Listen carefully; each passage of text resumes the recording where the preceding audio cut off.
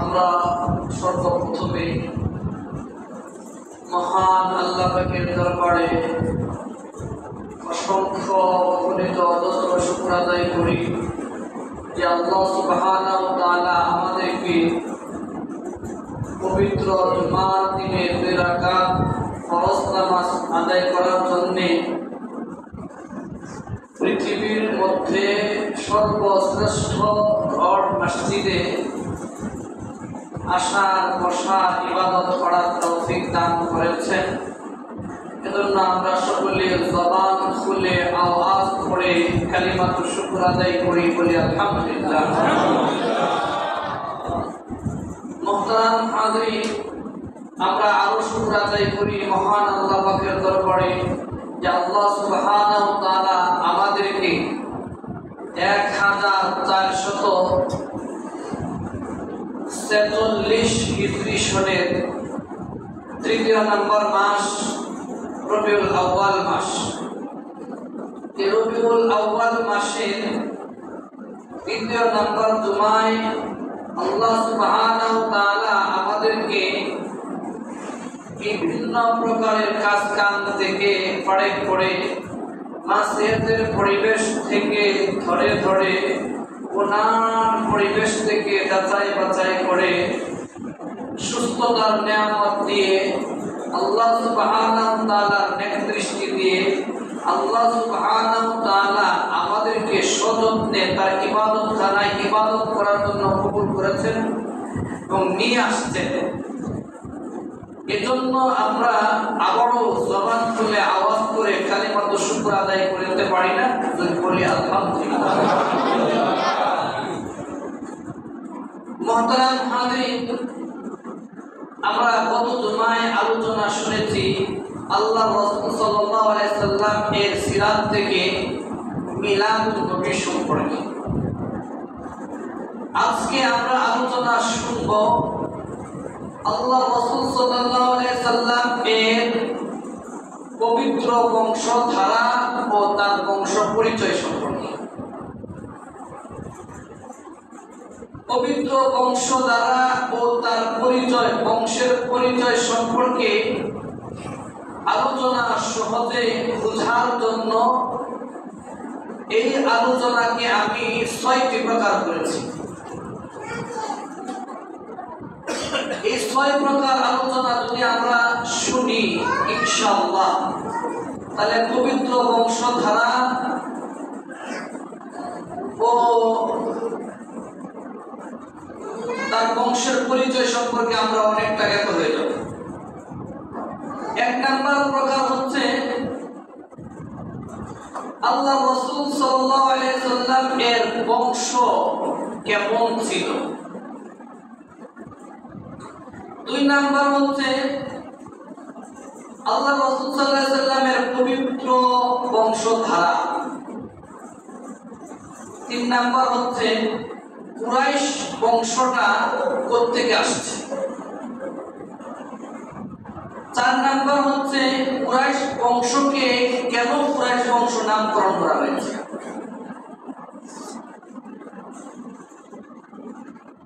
5 number হচ্ছে কুরাইশ বংশটা কে অন্য অন্য বংশের চেয়ে শ্রেষ্ঠ কেন দেওয়া হলো। 6 নাম্বার হচ্ছে আল্লাহ রাসূল সাল্লাল্লাহু আলাইহি সাল্লামের বংশের পরিচয় সম্পর্কে জানব। এই 6টা বিষয় সম্পর্কে আজকে আমাদের আলোচনা। 1 নাম্বার বিষয় হচ্ছে আল্লাহ রাসূল সাল্লাল্লাহু আলাইহি সাল্লাম এর বংশ কেমন ছিল।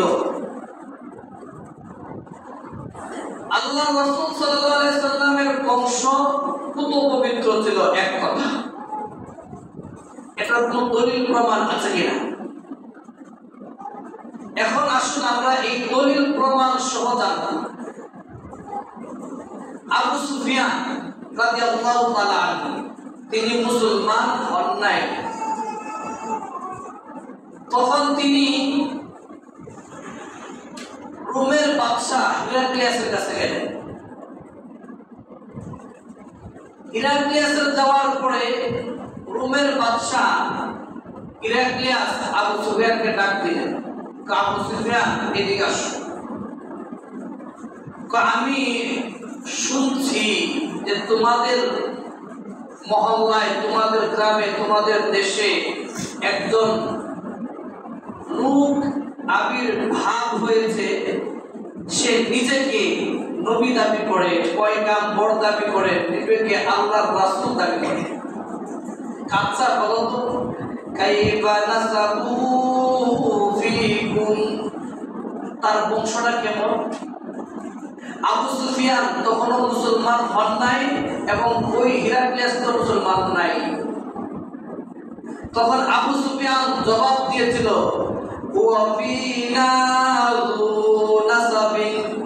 এটা হচ্ছে পুত পবিত্র বংশের মধ্যে তিনি জন্মগ্রহণ করেছেন। সুবহানাল্লাহ বলবেন। ওই বংশের মধ্যে কেউ কালিমা লিখবে আর ওই বংশের মধ্যে কেউ কালিমা লাগাবে, এমন সাহস কার নেই। এমন একটা বংশের মধ্যে দুজাহানের বাদশা, রাহমাতুল আলামিন, সাইয়্যিদুল মুরসালিন, ইমামুল মুরসালিন, নবীউর রহমান, নবীউত তাওবা, নবীউল মাকামা, সিরাজাল মুনিরা, কায়নাতুল সরদার, সাহিবুল মাকাম, যাকে কাফের মুশরিকরা পর্যন্ত আল আমিন বলে ডাকতো, তিনি এই বংশে জন্মগ্রহণ করেছেন। সুবহানাল্লাহ। তো হিরাক্লিয়াস আরো প্রশ্ন করলেন, যে প্রশ্ন করলেন এই প্রশ্নটা আসছে বুখারী শরীফের 2621 নম্বর হাদিস, 2681 নম্বর হাদিস। এই 81 নম্বর হাদিসের মধ্যে হিরাক্লিয়াস আবু সুফিয়ানকে বলেন, হে আবু সুফিয়ান, আর কি কাজ করে? আর কাজটা কি কাজ? আর কাজ হচ্ছে সেই নামাজের দাওয়াত দেয়, যে মিথ্যা কথা বলা যাবে না, সুদ খাওয়া যাবে না, ঘুষ খাওয়া যাবে না, আমানতের খেয়ানত করা যাবে না, ওয়াদা ভঙ্গ করা যাবে না, এবং কি ব্যভিচারে লিপ্ত হওয়া যাবে না। তখন হিরাক্লিয়াস বললেন, তো এই সে নিজে স্বীকৃতি দিল, বলল যে এই বংশের মধ্যে আল্লাহ সুবহানাহু ওয়া তাআলা নবী পাঠান, পয়গম্বর পাঠান, আর এমন গুণই হচ্ছে নবীর গুণ। বলেন সুবহানাল্লাহ, আওয়াজ করে বলেন সুবহানাল্লাহ। এই গেল আবু সুফিয়ানের কথা। এখন আসুন, জিবরাইল আমিন বলেন আল্লাহর রাসূলকে, যে হে আল্লাহর রাসূল, আমি পৃথিবীটা পূর্ব থেকে পশ্চিম পর্যন্ত তন্ন তন্ন করে খুঁজেছি, কিন্তু আপনার মতো এত পুত পবিত্র বংশ আমি কোথাও পাই না। আল্লাহ রাসূল নিজে বলেন, ওই আয়াতটা আসছে সূরা তাওবা 128 নম্বর আয়াত। এই আয়াতের মধ্যে আল্লাহ রাসূল সাল্লাল্লাহু আলাইহি ওয়াসাল্লাম বলেন, লাকাদ জাআকুম রাসূলুম মিন আনফুসিকুম, এর অর্থ হচ্ছে যে তোমাদের কাছে তোমাদের পক্ষ থেকে একজন রাসূল আসছে। আল্লাহ রাসূল সাল্লাল্লাহু আলাইহি ওয়াসাল্লাম ওই আয়াতের মধ্যে মিন আনফুসিকুমের জায়গা মিন আনফাসিকুম করতেন, আনফাসিকুম করতেন। কেন? আনাস রাদিয়াল্লাহু তাআলা আনহু বলেন যে এই আয়াতের মধ্যে তিনি মিন আনফুসিকুমের জায়গা ফা বর্ণে জবর দিয়ে করতেন, মিন আনফাসিকুম।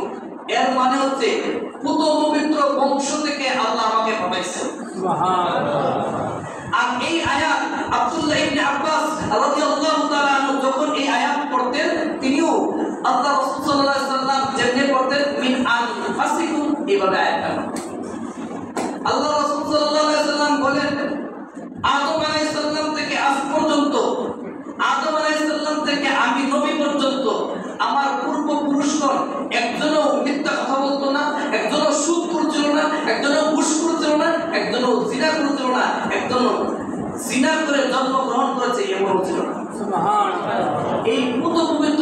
বংশের মধ্যে আল্লাহ সুবহানাহু ওয়া তাআলা আমাকে পাঠালেন। তো বংশটা কেমন এটা আমাদের হালকা ধারণা হয়ে গেছে যে একটা পুত পবিত্র সম্ভ্রান্ত উল্লেখযোগ্য বংশের মধ্যে আল্লাহ রাসূল সাল্লাল্লাহু আলাইহি সাল্লামকে পাঠালেন। এখন আসুন আল্লাহ রাসূল সাল্লাল্লাহু আলাইহি সাল্লামের পবিত্র বংশধারা, এই পবিত্র বংশধারা এই ব্যাপারে এখন আমরা জানব। আল্লাহ রাসূল সাল্লাল্লাহু আলাইহি সাল্লাম এর পবিত্র বংশধারা হলো, আল্লাহ রাসূল সাল্লাল্লাহু আলাইহি সাল্লামের পিতার নাম হলেন আব্দুল্লাহ, আব্দুল্লাহর পিতার নাম হলো আব্দুল মুত্তালিব, আব্দুল মুত্তালিবের পিতার নাম হলো হাশিম, হাশিমের পিতার নাম হলো আব্দে মানাফ, আব্দে মানাফের পিতার নাম হলো কুসাই, কুসাইয়ের পিতার নাম হলো কিলাব, কিলাবের পিতার নাম হলো মাররা, কিলাবের পিতার নাম মুররা, মুররার পিতার নাম হলো কুসাই, কুসাইয়ের পিতার নাম হলো কুসাইয়ের পিতার নাম কিলাব, কিলাবের পিতার নাম হলো মুররা, মুররার পিতার নাম হলো কাব, কাবের পিতার নাম হলো রুআই, রুআইয়ের পিতার নাম হলো গালিব, গালিবের পিতার নাম হলো ফিহর, ফিহরের পিতার নাম হলো মালিক, মালিকের পিতার নাম হলো নাসর, নাসরের পিতার নাম হলো কেনানা, কেনানার পিতার নাম হলো খুজাইমা, খুজাইমার পিতার নাম হলো মুদ্রিকা, মুদ্রিকার পিতার নাম হলো ইলিয়াস, ইলিয়াসের পিতার নাম হলো মুজার, মুজারের পিতার নাম হলো নিসার, নিসারের পিতার নাম হলো মাদ, মাদের পিতার নাম হলো আদনান। তো এই আল্লাহ রাসূল সাল্লাল্লাহু আলাইহি সাল্লাম এর পিতা থেকে শুরু করে আদনান পর্যন্ত এই জায়গার মধ্যে এই যে পবিত্র বংশধারা কেউ এখানে ইখতিলাফ করতে পারে নাই। কোন আলেম উলামায়ে কেরাম সকলেই একমত এই বংশধারা সম্পর্কে। ইবনে হাজার আসকালানী রাহমাতুল্লাহি আলাইহি তিনি বলেন যে ইমাম বুখারী রাহমাতুল্লাহি আলাইহি এই বংশধারাটা যে আল্লাহ রাসূল সাল্লাল্লাহু আলাইহি সাল্লাম থেকে শুরু করে আল্লাহ রাসূল সাল্লাল্লাহু আলাইহি সাল্লাম এর পিতা শেখ থেকে শুরু করে বংশধারাটা আদনান পর্যন্ত এটা ইমাম বুখারী রাহমাতুল্লাহি আলাইহি বুখারী শরীফ উল্লেখ করেছেন। এর পূর্বে আর উল্লেখ করেন নাই। কেন করেন নাই? তো এখানে ইখতিলাফ আছে। কিরকম ইখতিলাফ? তো এই আদনান থেকে ইসমাঈল আলাইহিস সালাম পর্যন্ত কতজন এই মাঝখানে কতজন পূর্বপুরুষ আছে এটা নিয়ে উলামায়ে কেরামের মধ্যে ভিন্ন মত আছে। কিরকম ভিন্ন মত? কেউ কেউ বলেন এই পূর্বপুরুষের মধ্যে এই মাঝখানে 40 জন পূর্বপুরুষ আছে, আবার কেউ কেউ বলেন 30 জন আছে। তো এই ব্যাপারে আব্দুল্লাহ ইবনে আব্বাস রাদিয়াল্লাহু তাআলা তিনি বলেন যে আল্লাহ রাসূল সাল্লাল্লাহু আলাইহি সাল্লাম তিনি বলেছেন, তিনি যখন তার বংশধারা বর্ণনা করতেন তখন আল্লাহ রাসূল সাল্লাল্লাহু আলাইহি সাল্লামের পিতা আব্দুল্লাহ থেকে আদনান পর্যন্ত বর্ণনা করতেন, এর পূর্বে আর বর্ণনা করতেন বলতেন এর পূর্বে যারা বর্ণনা করে কাযাবান নাসাবুন, এর পূর্বে যারা বংশ বর্ণনা করে তারা হলো মিথ্যা বলে, তারা অনুমান করে বলে, তারা আন্দাজ করে বলে, তারা এই বর্ণনা সহি না। তো এই কথাটা কে বলছেন? আব্দুল্লাহ ইবনে আব্বাস রাদিয়াল্লাহু তাআলা। তো এই পবিত্র বংশধারা গেল পিতৃপুরুষ থেকে ও মা থেকে আসে। আল্লাহ রাসূল সাল্লাল্লাহু আলাইহি সাল্লামের মায়ের নাম কি? আমেনা। আমেনার বাবার নাম হচ্ছে ওয়াহাব, ওয়াহাবের বাবার নাম হচ্ছে আব্দে মানাফ, আব্দে মানাফের বাবার নাম হচ্ছে জুররা, জুররার বাবার নাম হচ্ছে কিলাব। ওই পিতৃপুরুষ আর মায়ের বংশ কিলাব পর্যন্ত মিলে গেছে। এইগুলো পবিত্র বংশধারা। আর আমরা এক নম্বর আলোচনা শুনছি যে জন্ম কোন বংশে হয়েছে, কেমন হয়েছে, 2 নাম্বার পবিত্র বংশধারা। এখন 3 নাম্বার আসে কুরাইশ বংশটা, যে বংশে জন্মগ্রহণ করেছেন দু জাহানের বাদশা রাহমাতুল লিল আলামিন সাইয়্যিদুল মুরসালিন ইমামুল মুরসালিন, যে বংশে জন্মগ্রহণ করেছে এই বংশের নাম কি? কুরাইশ বংশ। দুই বলে কোন নাম কি? কুরাইশ বংশ। এই কুরাইশটা যদি আপনি বলেন তাহলে আপনার আমলনামায় ন্যূনতম সর্বনিম্ন 40টি লেখা লাগবে, নাকি লেখা সূরা কুরাইশ আছে না? তো ওই কুরাইশ বংশটা কোথা থেকে আসছে? তো ওই কুরাইশ বংশটা প্রত্যেকে আসছে, এটা নিয়ে উলামায়ে কেরামের মধ্যে দুইটা মত আছে। আল্লাহ রাসূল সাল্লাল্লাহু আলাইহি ওয়াসাল্লামের পবিত্র বংশধারা নসর ইবনে কেনান, আমি বলেছিলাম যে আল্লাহ রাসূল সাল্লাল্লাহু আলাইহি ওয়াসাল্লামের পিতার নাম হচ্ছে আব্দুল্লাহ, আব্দুল্লাহর পিতার নাম হচ্ছে আব্দুল মুত্তালিব, আব্দুল মুত্তালিবের পিতার নাম হচ্ছে হাশিম, হাশিমের পিতার নাম হচ্ছে আব্দে মানাফ, আব্দে মানাফের পিতার নাম হচ্ছে কুসাই, কুসাইয়ের পিতার নাম হচ্ছে কিলাব, কিলাবের পিতার নাম হচ্ছে মুররা, মুররার পিতার হচ্ছে কাব, কাবের পিতার নাম হচ্ছে লুআই, লুআইর পিতার গালিব, গালিবের পিতার নাম হচ্ছে ফিহর, ফিহরের পিতার নাম হচ্ছে মালিক, মালিকের পিতার নাম হচ্ছে নজর ইবনে কেনান। কেউ কেউ বলেছেন এই নজর ইবনে কেনান থেকে আসছে, এই বংশটা থেকে আসছে।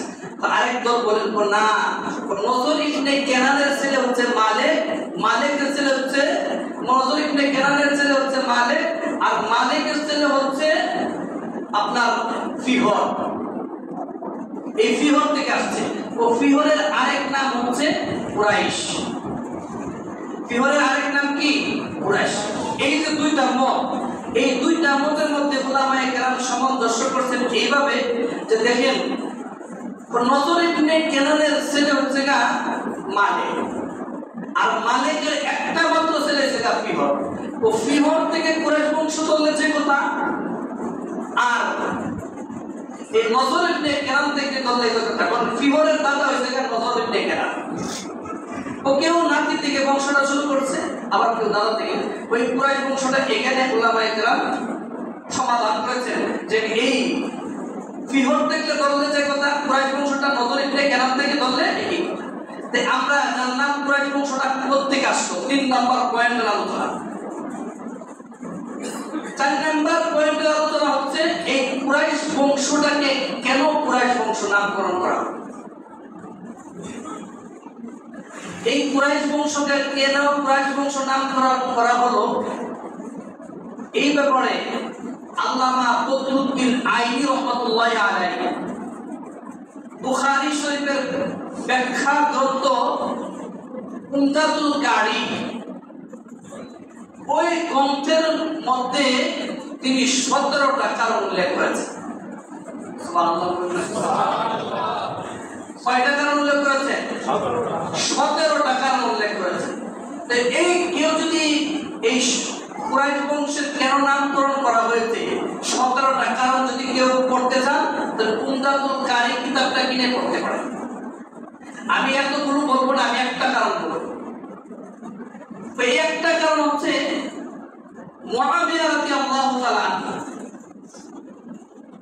এই মুআবিয়া রাদিয়াল্লাহু তাআলা আনহুর মজলিসে মাহফিলে আব্দুল্লাহ ইবনে আব্বাস রাদিয়াল্লাহু তাআলা গেলেন। সুবহানাল্লাহ বলে এতগুলো মানুষ সুবহানাল্লাহ বলে তার কথা আছে। আব্দুল্লাহ ইবনে আব্বাস রাদিয়াল্লাহু তাআলা এই মুআবিয়া রাদিয়াল্লাহু তাআলা মাহফিলে গেলেন। ওই জায়গার মধ্যে বসা ছিল আমর ইবনে আস রাদিয়াল্লাহু তাআলা। আমর ইবনে আস রাদিয়াল্লাহু তাআলা মুআবিয়া আব্দুল্লাহ ইবনে আব্বাস রাদিয়াল্লাহু তাআলাকে দেখে বলেন, এদিকে আসেন, আপনি তো হচ্ছেন কুরাইশ বংশের সবচেয়ে বড় ফকিহ, সবচেয়ে বড় আলেম, সবচেয়ে বড় পণ্ডিত, সবচেয়ে বড় জ্ঞানী। তো আপনি যে সবচেয়ে বড় জ্ঞানী, এই যে কুরাইশ বংশের মধ্যে সবচেয়ে বড় জ্ঞানী কে? আব্দুল্লাহ ইবনে আব্বাস। আব্দুল্লাহ ইবনে আব্বাস কে? আল্লাহ রাসূল সাল্লাল্লাহু আলাইহি ওয়াসাল্লামের চাচাতো ভাই। সে এত বড় জ্ঞানী কেমনে হলো, এটা একটু আমরা শর্ট করে জেনে নিই। ওই সবচেয়ে বড় জ্ঞানী কেমনে হলো, এটা বুখারী শরীফের 143 নম্বর হাদিসের মধ্যে আসছে। 143 নম্বর হাদিসের মধ্যে আসছে। ওই হাদিসের মধ্যে আব্দুল্লাহ ইবনে আব্বাস রাদিয়াল্লাহু তাআলা তিনি বলেন যে তার বয়স মাত্র 7 বছর বয়স। কত বছর বয়স? 7 বছর বয়স। ওই 7 বছর বয়সের মধ্যে তিনি দেখলেন যে আল্লাহ রাসূল সাল্লাল্লাহু আলাইহি ওয়াসাল্লাম ওয়াশরুমে গেলেন, বাথরুমে গেলেন, কিন্তু পানি নিলেন না, পানি নিতে ভুলে গেলেন, চলে গেলেন। তখন ওই 7 বছর বয়সের আব্দুল্লাহ ইবনে আব্বাস চিন্তা করলেন, আরে সর্বদাই সবসময় দেখি দুজাহানের বাদশা ওয়াশরুমে গেলে, বাথরুমে গেলে পানি নিয়ে যায়, আজকে নিয়ে যায় নাই। তখন সে একটা ফুটার মধ্যে করে পাত্রের মধ্যে করে পাত্রটা ভরে পানি দিয়া দরজার মধ্যে রাখে। আল্লাহ রাসূল সাল্লাল্লাহু আলাইহি ওয়াসাল্লাম ভিতর থেকে চিন্তা করলেন যে এই অবস্থায় যদি আমি পানি পাইতাম আর আমি ওযু বানায়া বের হইতে পারতাম তো ভালো হইতো। সুবহানাল্লাহ। আল্লাহ রাসূল সাল্লাল্লাহু আলাইহি ওয়াসাল্লাম দরজা খুলে দেখে পাত্রের মধ্যে পানি ভরা। সুবহানাল্লাহ। ওযু করছে, বের হইছে, জবান দিয়ে একটা দোয়া বের হইছে, আল্লাহুম্মা ফাক্কিহু ফিদ্দীন। হে আল্লাহ, যে আমাকে এই হাজত পূরণ করেছে, যে আমাকে এরকম উপকার করেছে, এরকম হাজত পূরণ করেছে, তুমি তাকে দ্বীনের জ্ঞান দান করো। ওই দোয়ার বদৌলতে সে এত বড় ফকিহ হয়েছে যে রাইসুল মুফাসসিরিন, মুফাসসির জগতের প্রধান, মুফাসসির জগতের লিডার, মুফাসসির জগতের সর্দার, তার মতো এত মুফাসসির এই পৃথিবীতে আসে নাই, আর আসবেও না। কি এর কারণে হয়েছে? রাসূলের দোয়ার বদৌলতে। আর বর্তমান সমাজে যারা এই নায়েবে রাসূলের বদদোয়া নেয় তারা কি হবে, আর যারা দোয়া নেয় তারা কি হবে, এটা দেখবেন। যারা আলেম ওলামাদের সাথে বেয়াদবি করে, আল্লাহ বলেন তাদের নাম নিশানাও দুনিয়াতে রাখবে না, তাদের নাম নিশানাও থাকবে না, আর তাদের ঈমান নসিব হবে না। কেমন? মুসা আলাইহিস সালামের জামানায়, মুসা আলাইহিস সালামের জামানায় ছিল ফেরাউন। ফেরাউনের বিবি ছিল, যে বলে ফেরাউনের বিবি ছিল আসিয়া। সে বলে আমি মুসাকে ভালোবাসি, মহব্বত করি। এই মহব্বত করার কারণে তার ঈমান নসিব হয়েছিল। আর এখন আমি মহব্বত করি না, মহব্বত না করার তার ঈমান নসিব হয়।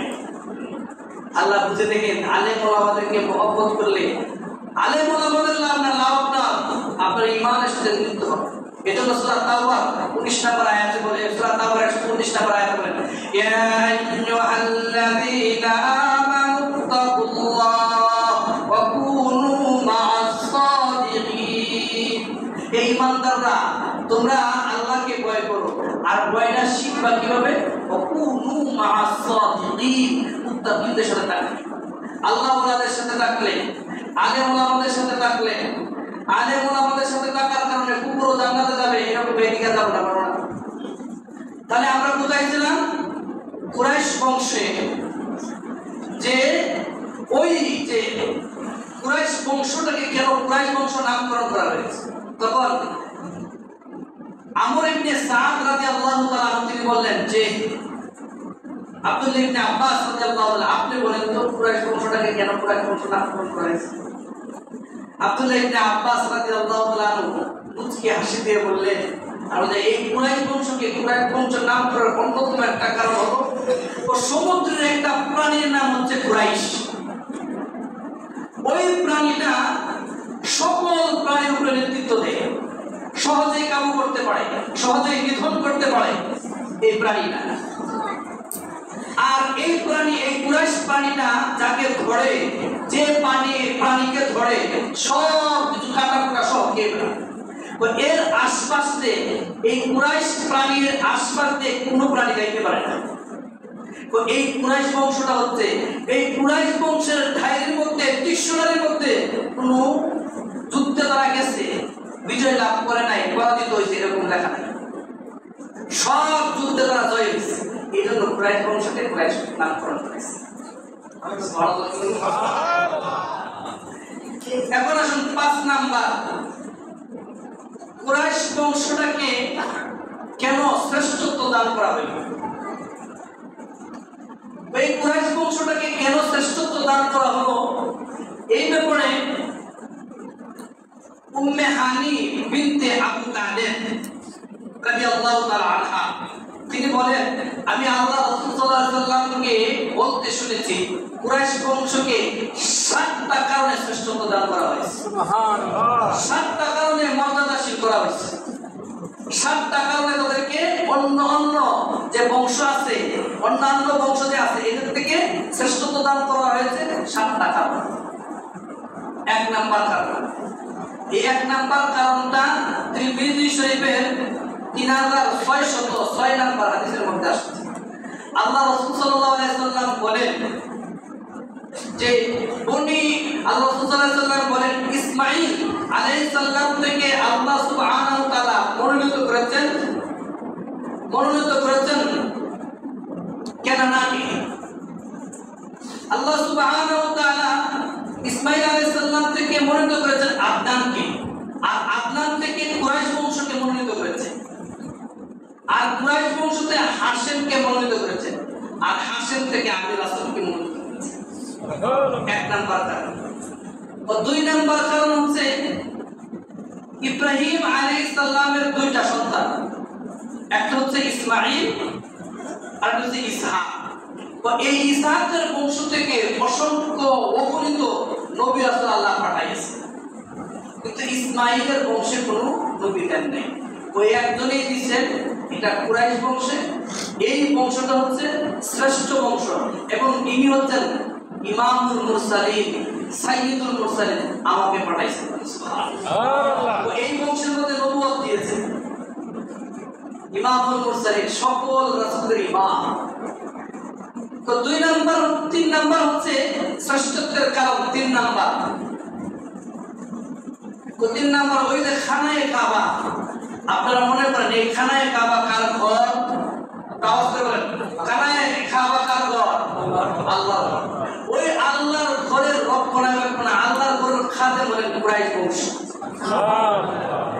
এজন্য সূরা জিন এর 18 নম্বর আয়াত আছে, ওয়া আন্নাল মাসাজিদা লিল্লাহ। সমস্ত মসজিদ হচ্ছে আল্লাহর ঘর। যারা আল্লাহর ঘরের খাদেম হয়, দায়িত্ব হয়, এদেরকে সাধারণ চোখে দেখা ঠিক না। আর যারা দায়িত্ব পাবেন তারাও ফুলে বটগাছ হয়ে যাওয়া যাবে না। বলতে হবে না হ্যাঁ আল্লাহ আমাকে পছন্দ করেছেন, আরো কত বিনয় হওয়া যায়, আরো কত নরম হওয়া যায়, আরো কত মানুষের কাছে গ্রহণযোগ্য হওয়া যায়, তাহলে আল্লাহ আপনাকে দায়িত্ব বাড়ায়।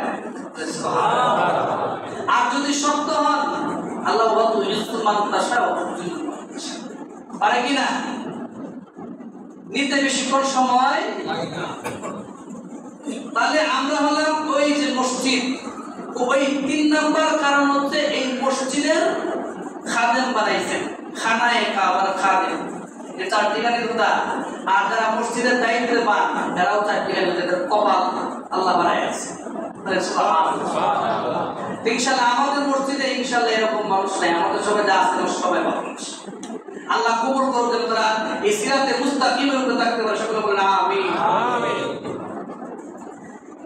3 নাম্বার কারণ হলো 4 নাম্বার শ্রেষ্ঠত্বের কারণ হচ্ছে এই জমজম কূপ আছে না, এই জমজম কূপের দায়িত্ব যারাই আসবেন তাদেরকে পানি পান করাইছে। যারাই আসবেন তাদেরকে দায়িত্ব কি করতে? পানি পান করাইছে। 5 নাম্বার শ্রেষ্ঠত্ব দেওয়ার কারণ হচ্ছে আল্লাহ সুবহানাহু ওয়া তাআলা এই কুরাইশ বংশকে বিজয় লাভ করেছিল। এই কুরাইশ বংশকে আল্লাহ বিজয় দিয়েছিল বস্তি বাহিনীর কাছ থেকে। বস্তি বাহিনী কাবা ধ্বংস করতে আসছিল, বস্তি বাহিনীকে আল্লাহ নস্বাত করে দিলেন, কুরাইশ বংশকে আল্লাহ বিজয় করে দিলেন। সুবহানাল্লাহ। 6 নাম্বার শ্রেষ্ঠত্বের কারণ হলো যে এই কুরাইশ বংশ এই যে বিজয় লাভ করলো, তারা একাধারে 10 বছর আল্লাহর ইবাদত করতে গেছে। সুবহানাল্লাহ। 7 নাম্বার কারণ আছে। 7 নাম্বার কারণ হচ্ছে এই কুরাইশ বংশ যে এত দামি, এটা আল্লাহ নিজেও একটা শুধু আয়াত নাযিল করেন নাই, একটা সূরা নাযিল করেছেন। সুবহানাল্লাহ। 114 সূরার মধ্যে 106 নাম্বার সূরা হচ্ছে সূরা কুরাইশ। সুবহানাল্লাহ। লিইলাফি কুরাইশ ইলাফিহিম রিহলাতাশ শিতাই ওয়াস সাইফ। লিইলাফি কুরাইশ, কুরাইশ বংশরা যেহেতু আসক্ত, গ্রীষ্ম এবং শীতকালে ব্যবসা করার জন্য তারা সফর করে, এই কথাটা আল্লাহ বলছে। কুরাইশ বংশকে একটা সূরা নাযিল করেছে। এই শ্রেষ্ঠত্বের 7টা কারণ। আমাদের 6 নাম্বার পয়েন্ট ছিল আল্লাহ রাসূল সাল্লাল্লাহু আলাইহি সাল্লাম এর বংশের পরিচয় সম্পর্কে জানা। আল্লাহ রাসূল সাল্লাল্লাহু আলাইহি সাল্লাম বংশের পরিচয় আল্লাহ রাসূল সাল্লাল্লাহু আলাইহি সাল্লাম যে আল্লাহ রাসূল সাল্লাল্লাহু আলাইহি সাল্লামের পিতা আব্দুল্লাহ থেকে আদনান পর্যন্ত আপনারা জানেন। এই আদনান এর ছেলের নাম হচ্ছে মাআদ। মাআদের ছেলে হচ্ছে প্রত্যেকটা হরফের ব্যাখ্যা আছে, ব্যাখ্যা জানো। মাআদের ছেলে হচ্ছে নিজার, নিজারের ছেলে হচ্ছে মুজার, মুজারের ছেলে হচ্ছে ইলিয়াস, ইলিয়াসের ছেলে হচ্ছে মুদ্রিকা, মুদ্রিকার ছেলে হচ্ছে খুজাইমা, খুজাইমার ছেলে হচ্ছে কেনানা, কেনানার ছেলে হচ্ছে নজর, নজর ইবনে কেনানা, নজর ইবনে কেনানার ছেলে হচ্ছে মালিক, মালিকের ছেলে হচ্ছে ফিহর, ফিহরের ছেলে হচ্ছে গালিব, গালিবের ছেলে হচ্ছে রুয়াই, রুয়াইয়ের ছেলে হচ্ছে কাব। এই কাব পর্যন্ত আসলাম। এই কাব সম্পর্কে একটু কথা দেয়। ওই কাব তিনি মানুষকে ডাকতেন, ডাকার পরে তিনি আল্লাহ সুবহানাহু ওয়া তাআলা গুণগান গাইতেন, আল্লাহ সুবহানাহু ওয়া তাআলার প্রশংসা করতেন আর বলতেন, শুনো আমি যে তোমাদেরকে ডাকছি, আমাদের বংশের মধ্যে একজন শ্রেষ্ঠ নবী আসবে, খাতামুন নাবিয়্যিন আসবে। যদি তোমরা তাদেরকে পাও তাহলে তোমরা কি তার অনুসরণ করবা, তার কথাগুলো শুনবা। আর যদি আমি পাই তাহলে আমিও তার কথাগুলো শুনবো। বলেন সুবহানাল্লাহ। তিনি ডাকতেন। এই দিনটা ছিল জুমার দিন। তখন এই জুমার নাম জুমা ছিল না, ছিল কি ইয়াউমুল আরুবা। তিনি চিন্তা করলেন ইয়াউমুল আরুবা বাদ দিব, দিয়া আমি এটাকে ইয়াউমুল জুমা রাখবো। সুবহানাল্লাহ। ইয়াউমুল জুমা শব্দটা যে একত্রিত, যেটা আমি একত্রিত করছি, তো ইয়াউমুল জুমা রাখবো। তো সেই দিন আল্লাহ রাসূল সাল্লাল্লাহু আলাইহি সাল্লামের জন্মের 560 বছর আগে, তো এই কথাগুলো কোথায় পাবেন? 560 বছর আগে ওই কাব ইয়াউমুল জুমা, ইয়াউমুল আরবা বাদ দিয়া ইয়াউমুল জুমা রাখছে। সুবহানাল্লাহ। তো ইয়াউমুল জুমা রাখছে আল্লাহ রাসূল সাল্লাল্লাহু আলাইহি সাল্লামের জন্মের 560 বছর আগে। তো এটা মাআরিফুল কুরআন, তাফসীরের কিতাব মাআরিফুল কুরআন এর 1371 নাম্বার পৃষ্ঠার মধ্যে পাবেন।